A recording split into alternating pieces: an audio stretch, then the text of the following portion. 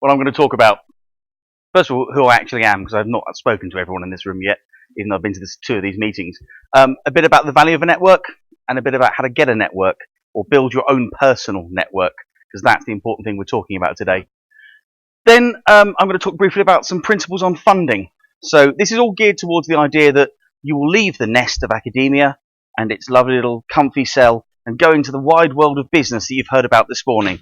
You're going to be entrepreneurs at some point, possibly, so we'll be looking about how you might actually get some money to fund that entrepreneurship and some of the channels it might be in. This is quite UK-centric, it's where I'm from, but I've tried to make it as applicable to Europe as much as I can.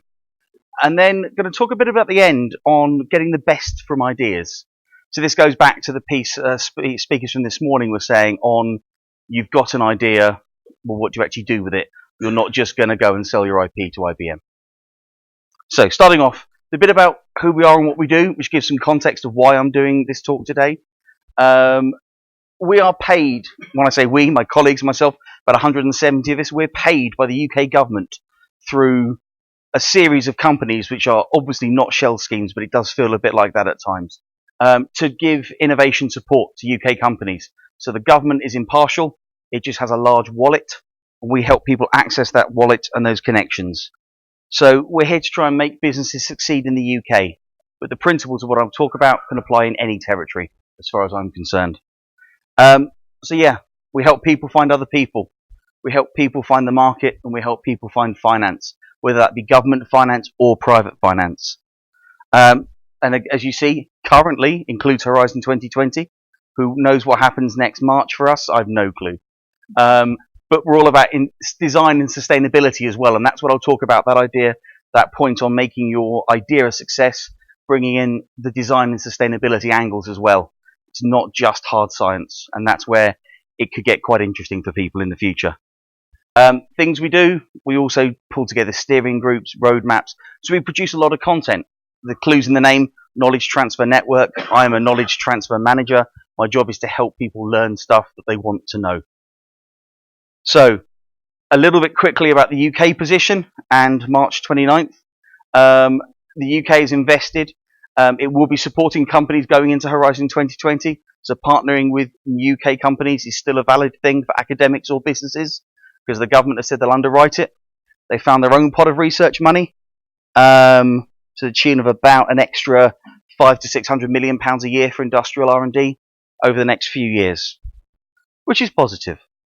It's got some grand challenge themes. These are pretty familiar to anyone who's read anything that says the word grand challenge in it from any company in the last 20 years, probably. I think these are quite similar to the Bill and Melinda Gates Foundation ones as well. So these are the big ideas the UK is interested in. So as I said, that wouldn't take too long. Hands up who? Hands up who has a LinkedIn account.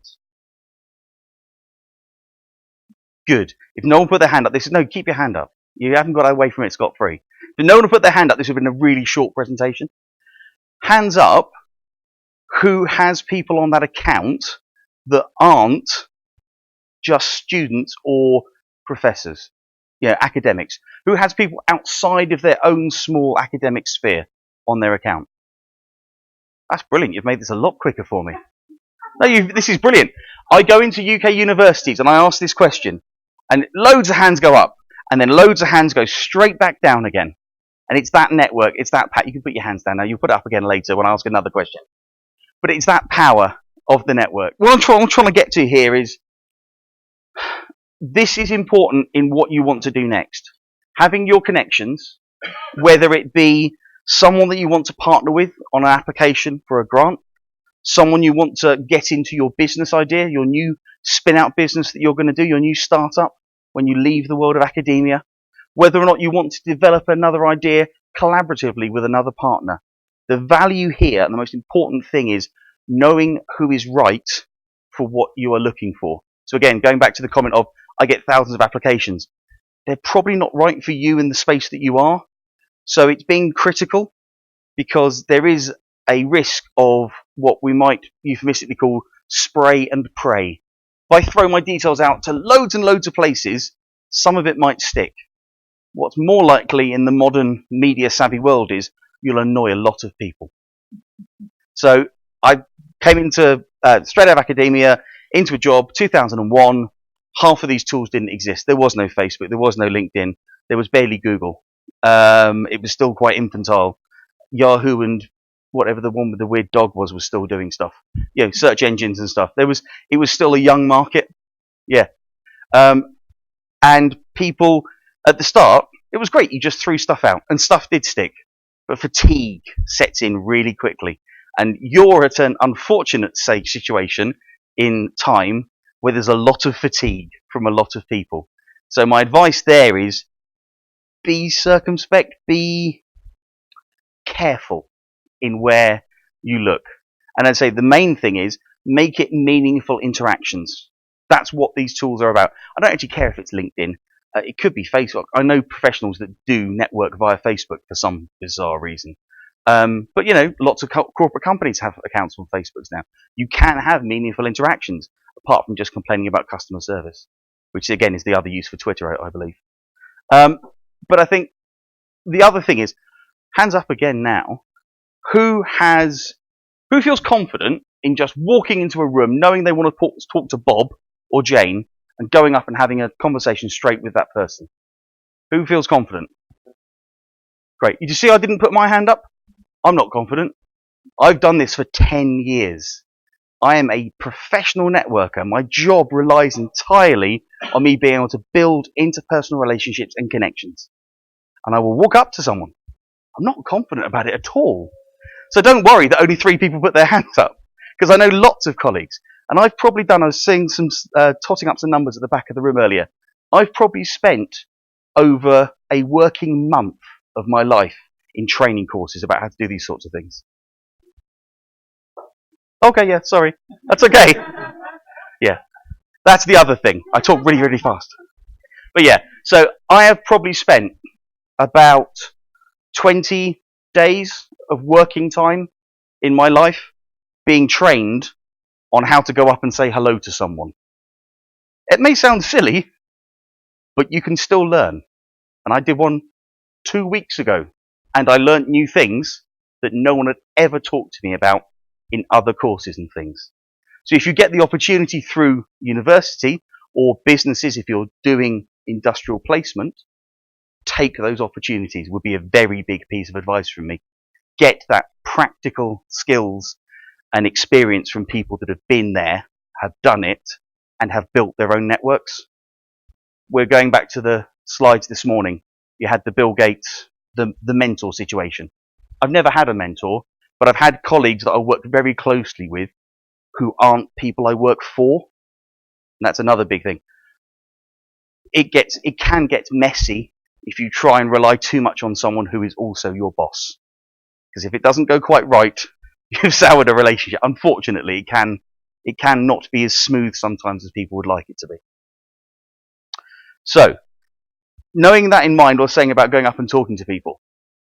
Hands up, who has heard of one of the greatest films of the 1980s, The Princess Bride? Oh. 2 people. Oh. So this is less funny now for you guys than it is for me. But this is something I picked up the other day. So we have the famous character, Inigo Montoya. Hello, my name is Inigo Montoya. You killed my father. Prepare to die.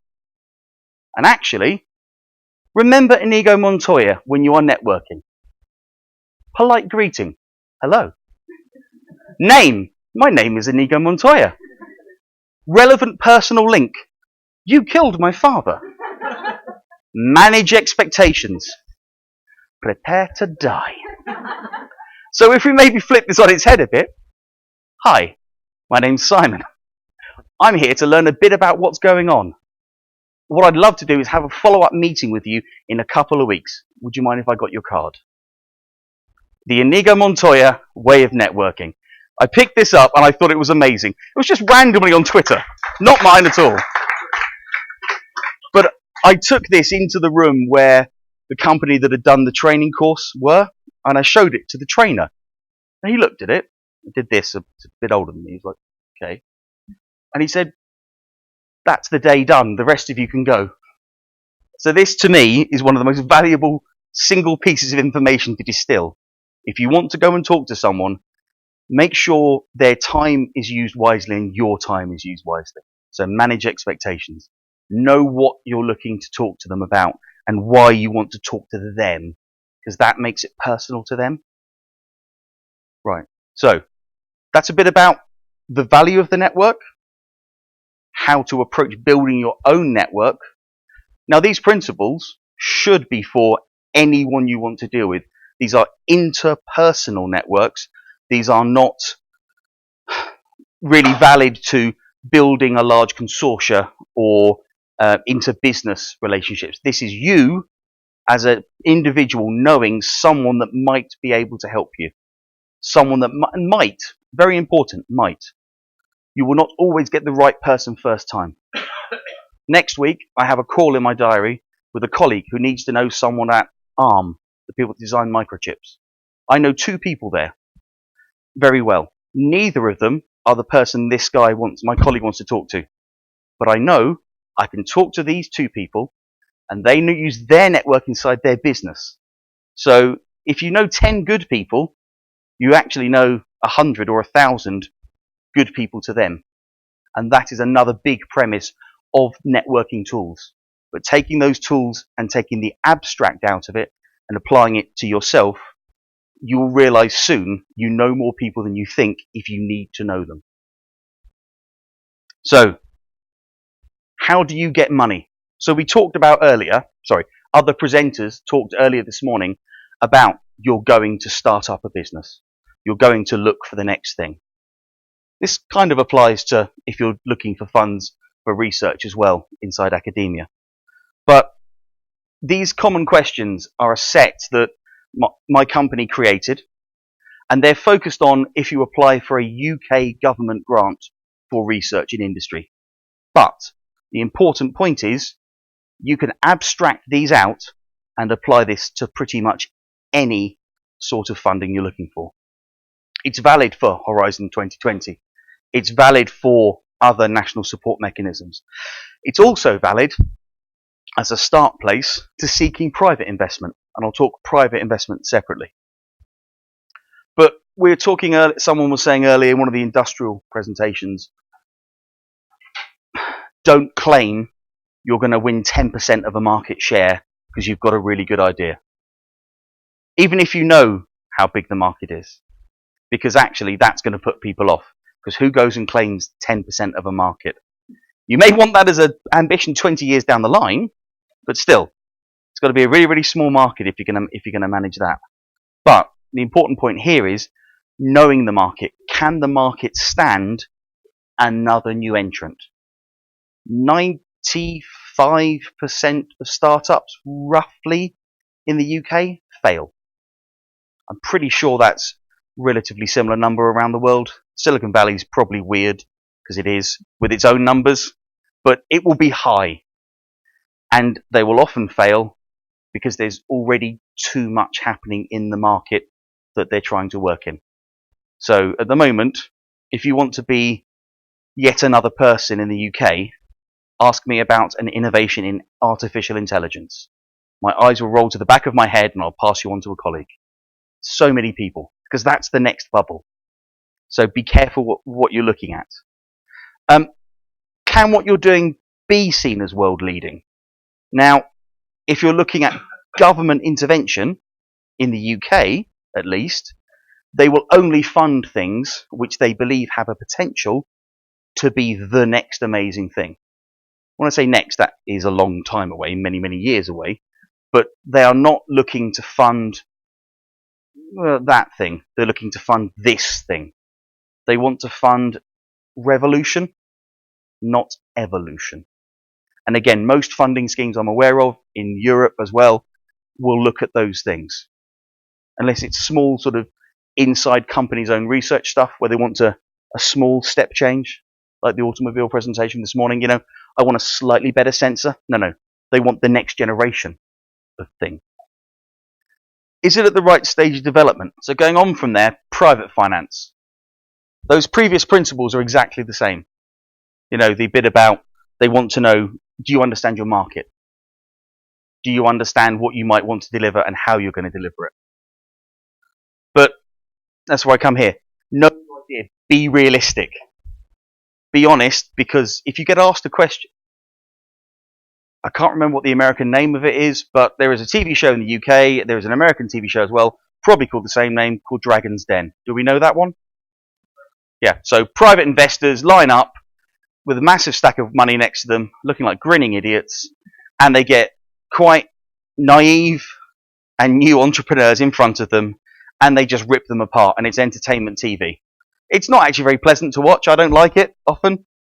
Yeah, I wouldn't want to be the person going for money, though. But the point is, you will see, if you just look it up on YouTube, Dragon's Den, you want to see what an investor will be looking for, look that up. You say you can get 10%. Why? Where's your numbers? Your numbers don't, the sort of things they get thrown at them, your numbers don't add up. You can't get the market. This is rubbish. This is boring. This is not innovative. I can buy this on the high street already. Yeah, not knowing your market. No, seriously, people have gone on there and, oh, you can buy these already. Oh, and the guy got his phone and went, there you go. And they were like, oh. Don't get in that situation. Be realistic. And something that is, I'm told, in the American way of working as well as the UK way of working, is your pitches. This is your, give me your presentation. So again, the private finance world, 30 minutes, sorry, 30 seconds, 30 minutes would be horrible. 30 seconds, 3 minutes, 7 minutes.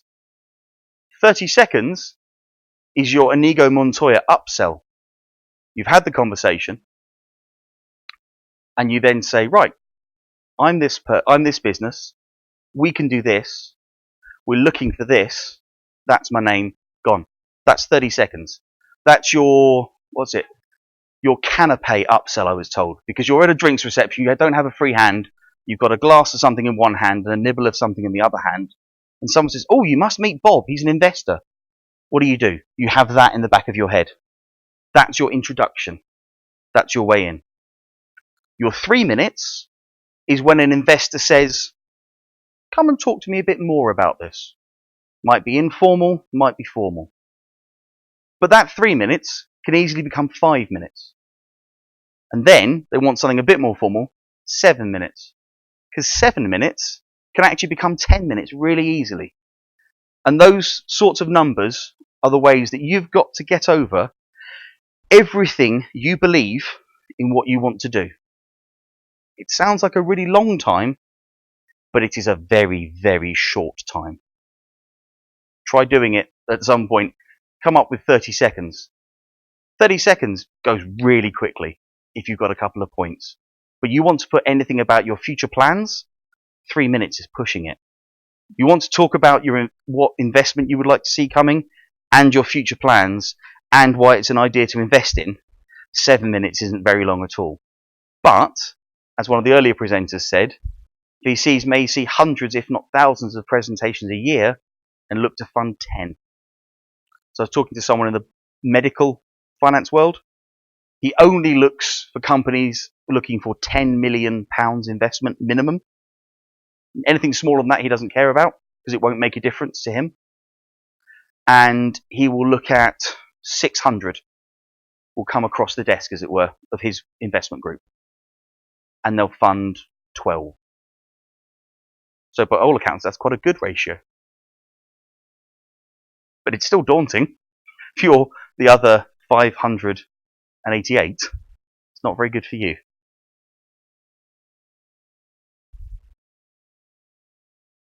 So, making the most of ideas.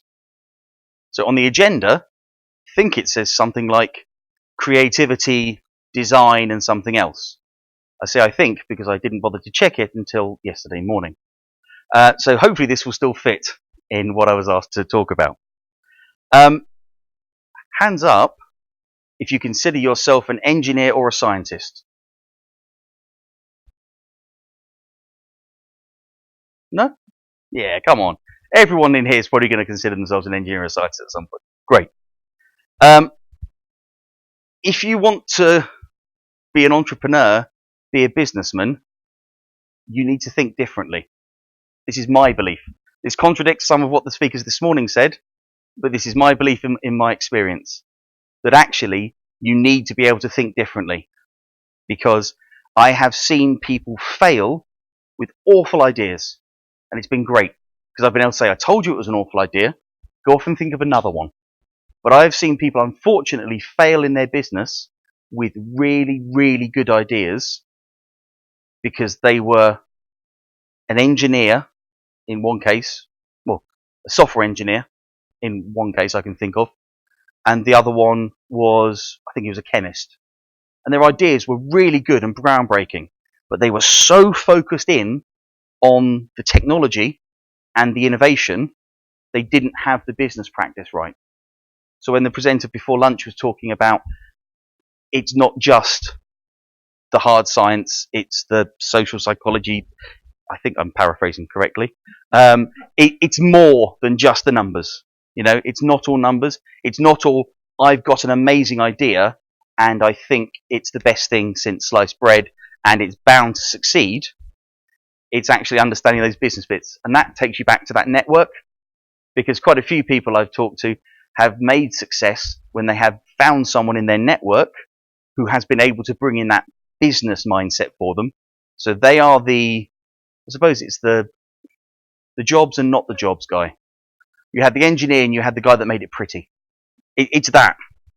It's that thing. You may find that's what you actually need to make your idea a success. Again, that could be an academic project, or it could be starting a business or trying to launch something with inside another company's business unit.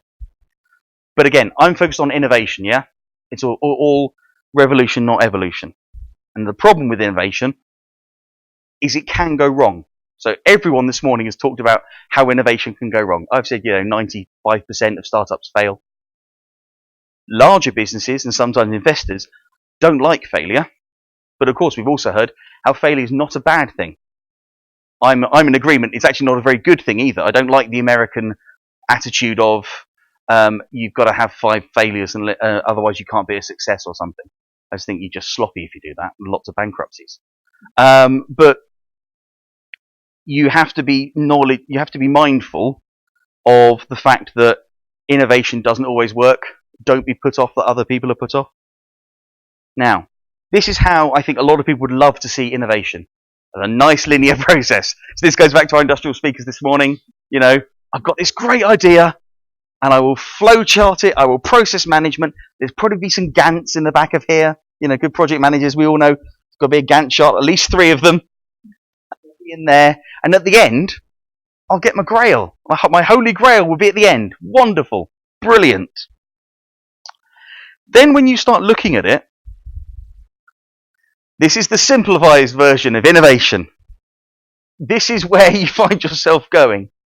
And I can't even know what colleague I stole this slide off, but I stole it off one of my colleagues. So I thought this was a very good representation of conversations I've had with people and how people try and work out how they're going to get something out of the other side. It'll sometimes loop back in. It'll go in the bin. It'll turn into something else. Don't expect to go from A to B. It's A to Z via some numbers as well. But don't worry about that. Have your idea, know what you're trying to achieve, but be flexible, be agile. Understand it is not a linear process. Otherwise, it's probably going to be quite boring as well. I've mentioned some tools. Now, there is something called Business Model Canvas. It was created by some British consultants, and it was about how to help write a business model. It costs quite a lot of money to access and use. It is not for a small business, I'm informed. So someone in our company decided to make their own version and make it an open source tool. So it's called Innovation Canvas. And it's some very simple exercises with a set of cards, but we're building a website where you can access it free. So that URL down the bottom will eventually take you there. We're just waiting to build the website. But the point is, this tool lets you look at an aspect of what you're trying to do. And it asks you and a colleague, because it's always good to have 2 people to compare against, to score yourselves on elements of your business idea. You can apply this to a product, a process, a planning application, a grant application. So we've helped people use this tool, and that's helped identify where there is a weakness. So if your weakness is knowing what my exit strategy is, it tells you, well, actually, I'm doing quite well on, I've got enough experience, I've got some okay leadership, I know what I'm going to look to apply for in funding, and I know the market, or sorry, I know the need, but I don't quite know the market yet. That's the bit I need to concentrate on. So it doesn't answer the questions for you, but it is a nice impartial sense checking tool that takes you, and I say a few colleagues can use it, completely open source when it's live, to be able to look at stuff critically and say, actually, I should stop worrying about, at the moment I'm really worrying about the approach we're going to take. Actually, we've all said, pretty good at that bit, but actually it's highlighted that 70% of us are really worried about our market knowledge. So as a group, that's where we need to focus. So again, that's a tool that might be useful for people when they're trying to focus on these things. There is another tool I don't have a nice picture of, but this links to a blog where I believe the resource is linked from, or will be soon, called the Horizons tool, which is nothing to do with the framework program. They just chose a name that sounded interesting. And this is a tool about sustainability. But this could be sustainability in your business or your materials.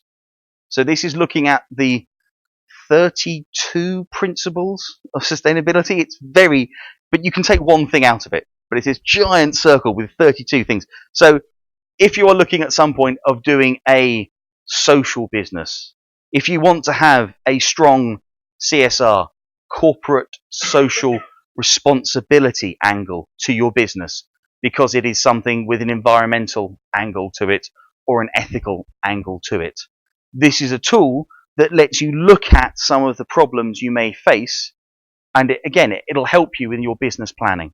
So when you're looking at that plan, whether it be funding or it be a business, academia, or in the wild, this is another tool where people can use it to help get a bit more out. And that's my details. And that's it, I'm done. About half an hour.